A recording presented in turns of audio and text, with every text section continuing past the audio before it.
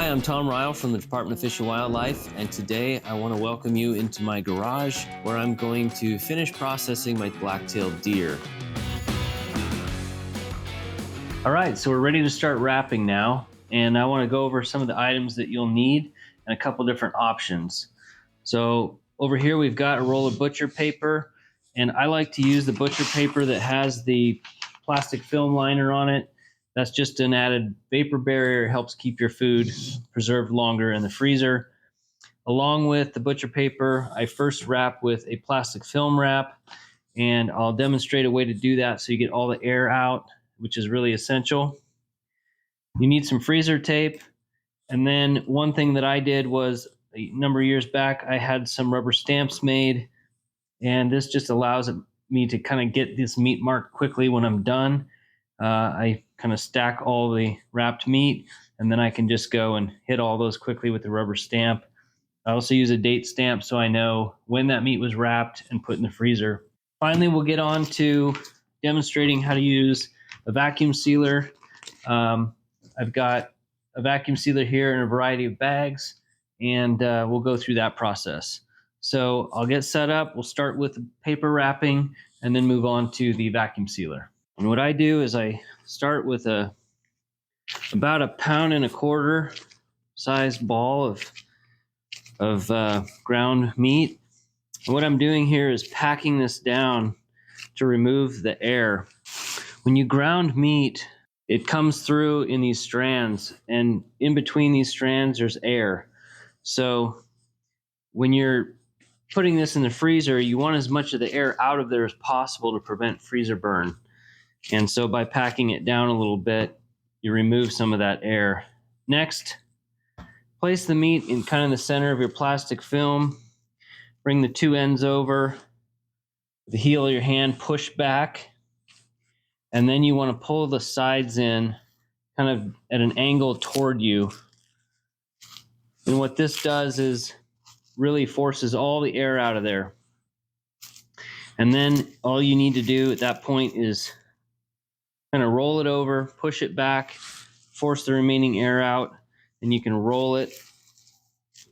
And that produces a really nice airtight package, multiple layers of plastic film, and that's going to protect that meat for years in the freezer. Next, take your butcher paper.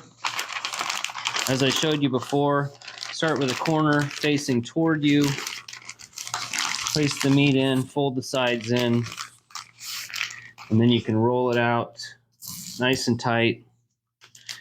Put your tape on there. Date stamp. Got my deer and my burger. So there you go. That's how I wrap my burger. All right, so now what we're going to do is I'm going to show you how to wrap whole muscle meat or steaks. In this case, I've got 4 steaks that are already cut up. The first thing I'm going to do is pull out a section of my plastic food wrap, and I generally just pull it straight out, cut it, and lay it flat. If I'm using pre-sliced meat, I'll push it together to make sure I get all the air out. Then I set it right in the middle, basically in the middle of the plastic wrap. Take the back 2 corners and pull them over. And then with the heel of my hand, I'm going to push in and back and kind of downward. And then I'm going to pull in the sides and wrap them across. And when you do this, you're forcing all of the air out. And then I kind of push it back with the heel of my hand, and then I continue to roll it right on out and then fold the ends under. And what you end up with is a very airtight sealed package of steaks. Next, I'll take my sheet of paper. I went ahead and pre-cut a bunch of these to make it faster. Turn the paper so that the corner is facing you. Set your package, say about 1/3 of the way in. Wrap the first corner over. You can do 1 roll if you'd like. Bring in the 2 sides. And this whole time you're wrapping very firmly. Take a piece of tape,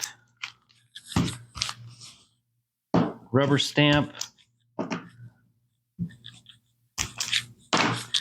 date, and there it is. Now, this package will last just like this in the freezer for between 3 and 5 years. This morning, I took a tenderloin out from a 2018 buck, and I cooked that up, and it was amazing. No freezer taste, no freezer burn. It literally was like I just packaged it a couple days ago. I've done this for many years, and I've never had a bad result. And so there you go. That's a package of steaks ready for the freezer. Next, we'll move on to a piece of whole muscle. This is the same process for every cut of meat, but because there are 3 different scenarios with a whole muscle, such as this eye of the round versus cut steaks, you could fold this in half if you'd like, but I'm actually just going to keep it straight. Bring this over, same thing, work out all of the air, bring in the corners, and then just carefully roll this tight. And there you go. Piece of paper.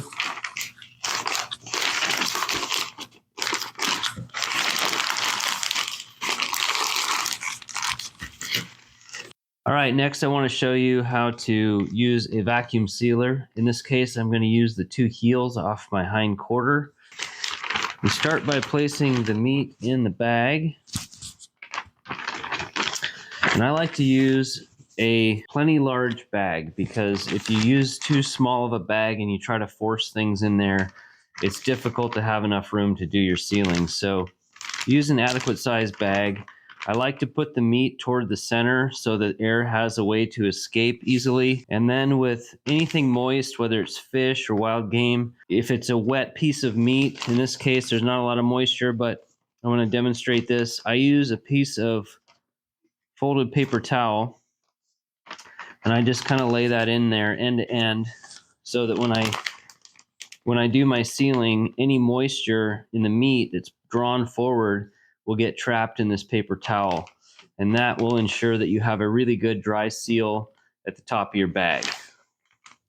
So next, we just lay it into the sealer, close the lid. My vacuum sealer has a double seal option, which puts 2 heat strip seals across the top. So I always choose that for a little added protection. Hit the button. And then I like to support the bag a little bit and make sure that all of the air is getting out and not trapped. You can also press down on the meat to squeeze out any air bubbles. And then it'll spend a few seconds here cooling after the heat sealing. All right, counting down. And there we go.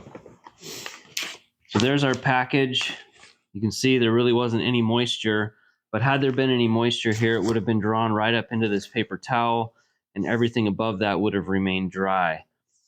So after visually inspecting, make sure there's no slow leaks. I'll take a Sharpie marker and label the package so that if I were to discover this in the freezer with a small leak or a hole, I could know when it was sealed and then go ahead and reseal it.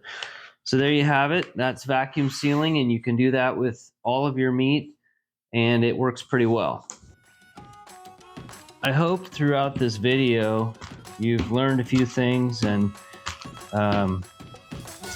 maybe got to see a little bit about how I approach it. It's not the only way to do it. Everyone kind of has their own techniques, but what I tried to share with you during this video project was things I've learned over about 30 years of doing this, and hopefully some of these things will help you take the plunge if you've never done this before. If you have done it, again, maybe you learned something new, and just hope this was helpful, and I enjoyed putting this together for you.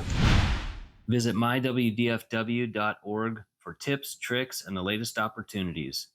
This WDFW website is your one-stop shop for fishing and hunting how-to information, licenses, and agency promotions, all in the spirit of getting you and yours outdoors.